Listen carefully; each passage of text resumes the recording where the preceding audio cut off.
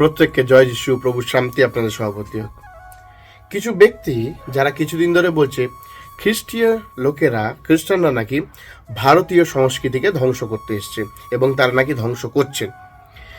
আমি তাদেরকে প্রশ্ন করি, ভাই, ভারতীয় সংস্কৃতি কি আপনি কি আদেও কখনো পড়েছেন? ভারতীয় কালচার কি? যদি ভারতীয় কালচারকে পড়তে হয়, আপনি ইতিহাস পড়ে দেখুন, আপনি জানতে পারবেন ভারতবর্ষে নির্দিষ্ট একটি কোনো কালচার নেই। সিন্ধু সভ্যতা থেকে শুরু করে বৈদেশিক বিভিন্ন সভ্যতার প্রভাব ভারতবর্ষে আছে।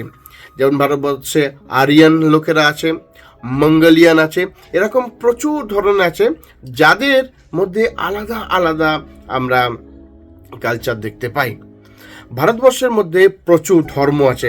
এখানে হিন্দু, মুসলিম, খ্রিস্টান, শিখ, বৌদ্ধ, জৈনিস, অনেক ধরনের ধর্ম আছে এবং তাদের ধর্মের প্রত্যেকের কালচার আলাদা, খাদ্যাভ্যাস আলাদা এবং অনেক হিন্দুদের মধ্যেও ডিফারেন্সিভ আছে খাদ্যের মধ্যে, পোশাকের মধ্যে। আমাদের দেশে যখন এত সুন্দর বৈচিত্র্য, আমরা আমাদের দেশে বিভিন্ন কোনায় কোনায় গেলে আমরা দেখতে পাবো আলাদা আলাদা কালচার। আদিবাসীদের একরকম কালচার, নর্থ ইস্টে যাব সেখানে একরকম কালচার, আমরা যদি কলকাতা সিটির মধ্যে আসি সেখানে একরকম কালচার, পাহাড়ে যাব সেখানে একরকম কালচার। দেখুন, এগুলো সমস্ত কিছু আলাদা হলেও আমরা ভারতীয়রা এক। এই জন্য অতুল প্রসাদ সেনের এই গানটা মনে রাখবেন, নানা ভাষা নানা মত, নানা পরিধান, বিবিধের মাঝে দেখো মিলন মহান। আমাদের দেশে নানা ধরনের ভাষা আছে, আজকে ভাষা নিয়ে লড়াই হচ্ছে। নানা ধরনের মত আছে, যে যে ইচ্ছা মানতে পারে। কেউ সাকার মানে, কেউ নিরাকার মানে, কেউ দেবতা মানে, কেউ অদৃশ্য ঈশ্বর মানে, কেউ নাস্তিক।